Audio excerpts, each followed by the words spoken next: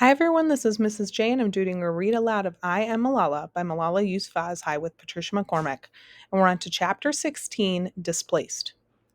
No Pashtun leaves his land of his own sweet will. Either he leaves from poverty or he leaves from love. So goes a famous Pashtun tapa, a couplet my grandmother taught me. Now we were being driven out by a force the writer could have never imagined, the Taliban. I stood on our roofs looking out at the mountains, at the alleys where we used to play cricket, the apricot trees coming into bloom. I tried to memorize every detail in case I never saw my home again. Then I went downstairs and I tried to pack. It was chaos. My brothers were pleading with my mother to take their pet chicks with them, and my cousin's wife was in the kitchen crying. When I saw her crying, I started crying too. My heart was full, but sometimes it's not until someone else cries that my tears feel free to flow. I ran into my room and tried to think about what I could take with me. I was traveling in Safina's family car, so there wasn't much room. The rest of my family was going in a car with my father's friend. I packed my school bag first with my books and papers. I took a last look at my trophies and said goodbye to them. Then I started stuffing clothes into a bag. In my haste, I took pants from one set of shalwar kameez and a top from another, so I ended up with things that didn't match. When I closed the door to my room, for possibly the last time, and walked into the kitchen, I saw my mother telling Atal again that we couldn't take the chicks. But what if they make a mess in the car? She tried. But Atal would not be swayed or suggested we buy them nappies to wear. Poor Atal, he was only 5 years old, and already he had known 2 wars in his short life. He was a child. The army and the Taliban were on the collision course with our home, and all he cared about were his little birds.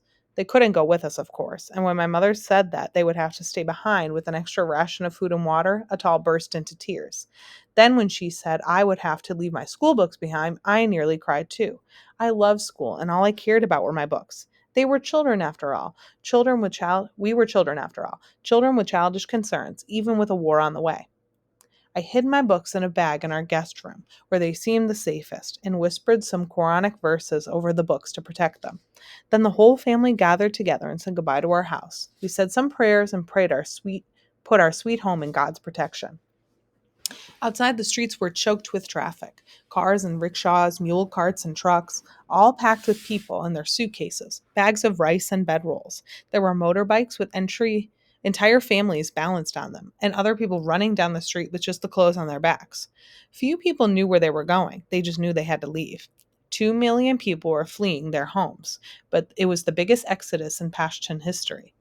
My mother and my brothers and I were going to stay with our family in Shanghala, but our father said it was his duty to go to Peshawar and warn people about what was going on. None of us liked this idea, especially my mother, but we understood. It was agreed that he would travel part of the way with us, and then we would leave him in Peshawar. The trip, which usually took a few hours, took us 2 days. First, we had to go out of our way because that's where Safina's family and my father's friend were going, and we were traveling with them in their cars because we didn't have one. When we got to the town of Mardan, we went on by ourselves, taking the flying coach as far as it would go. By the end of our journey, we were on foot. We had to walk the last 15 miles on treacherous, washed out roads, carrying all of our things. It was nearly dark and curfew would go to effect any minute when we reached the turnoff to Shanghala. There, an army officer at a roadblock stopped us. Curfew. No one can pass through here, he said. We are IDPs, we told him. We need to get to our family's village, but he still would not let us pass. Internally displaced persons. That's where we were now. Not Pakistanis, not Pashtuns. Our identity had been reduced to 3 letters, IDP. We begged the man, and after my grandmother began to weep, he let us pass. As we walked those last few miles in the dark, sharp shivers ran up and down our spines. We worried that the approaching army vehicle would mistake us for terrorists and shoot us in the back. Finally, when we were staggered into Shanghala, our relatives were shocked. The Taliban had only recently left the mountains, but there was be a rumor that they were back. Why did you come here? They asked. For IDPs, there was no safe place. We tried to settle into our new life in the mountains. Not sure how long we'd be there. I'd signed up for the same class as my cousin Sumbul, who was a year older than me, and then I realized I would have to borrow clothes from her because I had packed a mishmash of trousers and tunics. It took us more than a half hour to walk to school, and when we arrived, I saw that there was only 3 girls in Sumbul's grade. Most of the village girls stopped going to school after they turned 10, so the few girls who did were taught alongside the boys. Meanwhile, I caused a bit of a shock there because I didn't cover my face the way the other girls did, and because I talked freely in class and asked questions. I was soon to learn a lesson in country ways. It happened on the second day of school when Sumble and I arrived late for class. It was my fault. I always like to sleep in. And I started to explain, and I was momentarily confused when the teacher told us to hold out our hands, and then stunned when he slapped mine and my cousin's palms with a stick. I went to my seat burning with humiliation, but after my embarrassment faded, I realized that this punishment meant I was simply being treated as one of the group. I was content being with my cousins, but oh, how I missed my home, and my old school, and my books, and even Ugly Betty. The radio was our lifeline up in the mountains, and we listened to it constantly. One day in May, the Army announced that it had been sending paratroopers into Mingora in preparation for a face off with the Taliban there. A battle raged on for 4 days, up and down the streets of Mingora. It was impossible to tell who was winning. By the end, there was a hand to hand combat in the streets. I tried to picture it. Taliban men fighting in the alley where we played cricket, army soldiers shooting out of hotel windows. Finally, the army announced that it had the Taliban on the run. It had destroyed Imam Diri, Fazlullah's stronghold.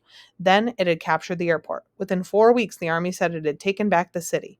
We breathed a little easier, but we wondered, where would the Taliban go and retreat? And when they come back up here to the mountains? All this time, I worried terribly about my father.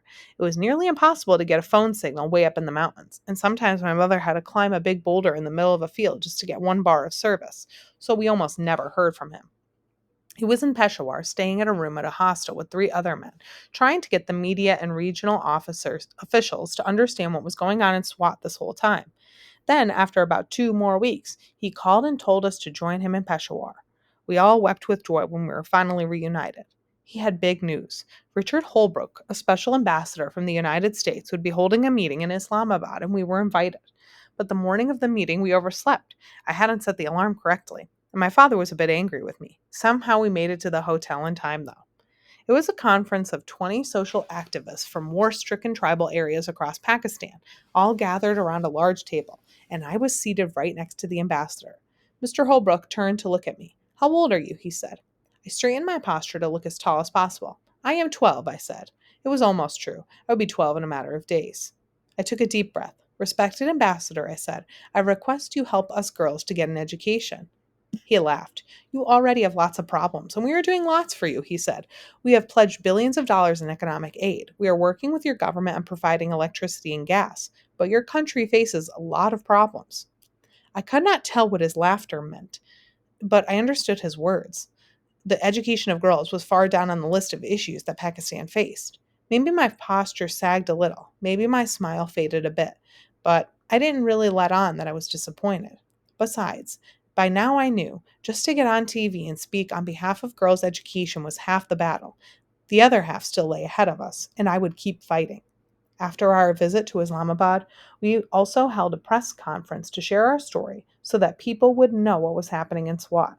We didn't quite know where we would go next. Mangora was still smoldering, and the Taliban were retreating into the mountains of Swat, so we accepted an invitation to stay in Abbottabad. Better yet was the news that Moniba was also staying in Abbottabad. She and I hadn't spoken since our fight just before the last day of school, but she was still my best friend. So I called and invited her to meet me in a park. I took a Pepsi and biscuits as a peace offering. It was all your fault, she told me. I agreed. I didn't care who was right or wrong. Although I'm pretty sure I had done nothing wrong, I was just happy to be friends again.